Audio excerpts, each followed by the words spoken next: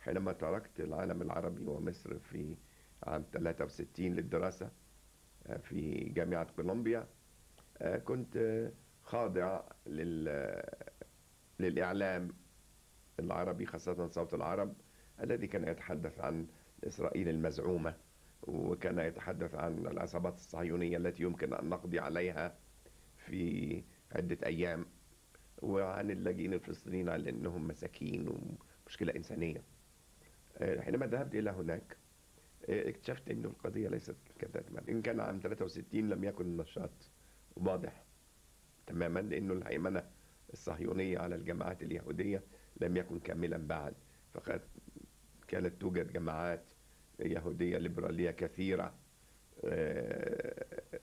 تصدر منشورات تنتقد إسرائيل وتنتقد كل الفكرة الصهيونية، وقد استفدت منها كثيرا. المهم قررت أن أقسم وقتي بين